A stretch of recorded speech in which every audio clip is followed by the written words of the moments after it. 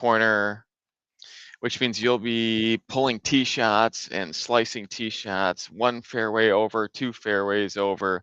I can't Hopefully hit at it far enough courses. to slice it 2 fairways over. I would love to develop that type of ball speed, but That's a no. great point. That's a great Yeah. point. But if you could, thankfully Mhm. you play courses that are not populated with a bunch of $1 million homes. But if you did, and you did Million rip dollar the, people, though, they are populated with $1 million people, and we'll there you get to go. that a little bit later here. So first mishap, you slice a tee shot, a fairway and a half over, and you hear thud or crash, right? It hits a house on the course. What Mhm. happens, Yeah. right? Let's say you're a responsible golfer and a good human being. You're going to go take responsibility for it. What happens there, though? Yeah. Yeah, that's a great question. I think if your name is Snappy because you've got the snap hooks, or it's Slicey McGee because you fade them 2 fairways over, like you said, I think you got to listen up. And uh, the beauty is, if you have homeowners insurance or renters insurance or condo insurance, the liability coverage that you see on that policy is going to apply to you and your horrible golf game when you're on the golf course. So if you slice that tee shot and it hits a beautiful $1 million house and puts a hole in that picture window, and it's going to be 14 grand to replace that window. Legally, you are personally liable for the damage to that home, and replacing or repairing that window. Your homeowner's policy is going to pay to do that. Same thing is true Oh, if you happen to duck hook one into the fairway, and people coming up that fairway in the opposite direction get pelted right in the forehead. And that $1 million person has a brain injury. Well, oof. you are going to get sued for medical expenses, lost income, pain and suffering, the decrease in the quality of their life, and your homeowner's policy or renters or condo insurance policy is also going to pay for that lawsuit against you due to the injuries that person sustained.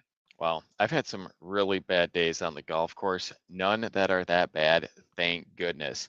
But one other thing you see sometimes, right? You see this all over social media, and hopefully it's just a bunch of spoofs, but uh, people rolling the golf cart, right? They roll it into a sand trap, or God forbid, into a pond on the You course. only see this on social media, never Uh, in real life, right, Brian? yeah, I have not, thank goodness. But that is a risk, right? You've got a lot of Short memory. hills, and you've got slopes that you're navigating on a golf cart. Sometimes it's a little bit slick out there. What if you roll that golf cart and God forbid your passenger there, your golf partner is hurt, right? Is that the same scenario where I sliced a ball into someone's house or into their head, or I rolled my golf cart and my partner was injured? Is my home insurance liability going to cover me and follow me in that situation too? That's a great question. Now, if you're in a very tight match and there's big stakes on the line, and your partner's really dropping the ball, and you intentionally roll the golf cart, as payback for their poor performance, no, your homeowner's policy is not going to apply to that. Now, if it was accidental, it will apply to that. The same way that you accidentally sliced that ball into that house or duck hooked your tee shot into that person coming up the other fairway. So yes, Got it. that type of thing would be covered. Now, I do want to point out, when you roll it down that hill or you put it in the pond, the damage to the golf cart that you caused is not covered by your homeowner's policy. So just because the injuries to somebody else would be, you're still going to be on the hook for 5, 10, 15 grand to repair or replace that golf cart yourself.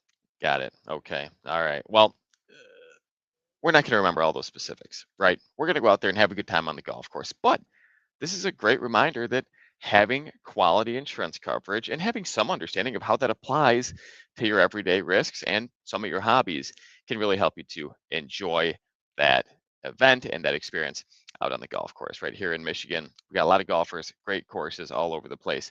Want to take advantage of that, of course, in the golf season. So thanks for sharing that with us. To all of our golfers out there, hit them straight, drive them straight, and enjoy the season coming up.